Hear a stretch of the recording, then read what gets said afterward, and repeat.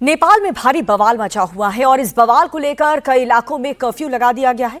राजशाही और हिंदू राष्ट्र की मांग को लेकर नेपाल की राजधानी काठमांडू में जोरदार प्रदर्शन हो रहा है।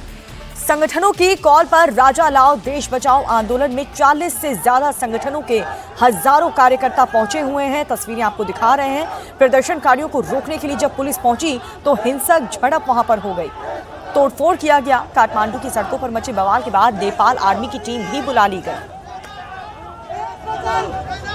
हालात को बिगड़ता देख करके नेपाल सरकार ने आपात बैठक बुलाई है।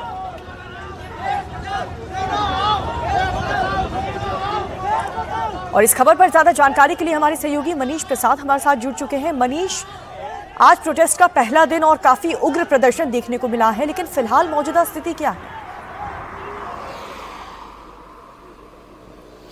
देखिए, जो इस समय प्रजातंत्र पार्टी यानी गजानन शाह जो कि वहाँ पे राजा हैं, उनकी पार्टी के जितने भी समर्थक हैं जो उनके विरोध में नहीं बल्कि उनके समर्थन में हैं, उनके द्वारा तिनकुने से स्टार्ट किया गया। और इस समय काठमांडू ही नहीं बल्कि आसपास के सभी इलाकों में स्थिति ऐसी है कि यहाँ पर जो नेपाली पुलिस और नेपाली सेना है उनके आमने सामने पत्थरबाजी हुई।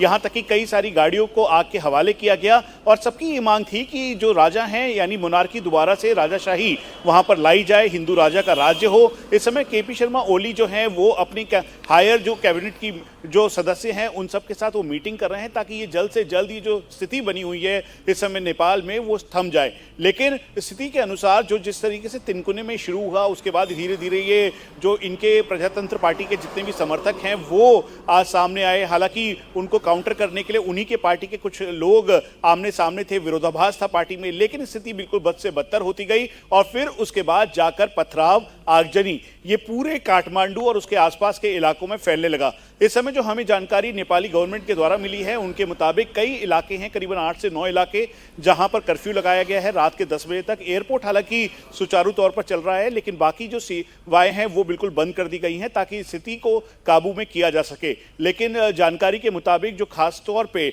तिनकुने का इलाका है या फिर उसके अलावा जो बाकी 8 अलग अलग एरियाज हैं वहां पर स्थिति अभी भी तनावपूर्ण बनी हुई है और सबकी वजह यह है कि वो एक बार फिर से चाहते हैं कि केपी शर्मा ओली को हटाकर प्रजातंत्र तौर पे गजानन शाह उनको वहां पर लाया जाए। लेकिन ये इतना आसान नहीं है और इसी वजह से जो नेपाली आर्मी है वो इस समय ऑन ग्राउंड है, नेपाली पुलिस ऑन ग्राउंड है। उनकी जो पैरामिलिट्री फोर्स जैसे होती है भारत में वैसे ही वहाँ पे जो गार्ड्स हैं उन्होंने इस समय चारों तरफ से घेराबंदी जरूर की है ताकि जो उपद्रवी हैं उनको कंट्रोल किया जा सके।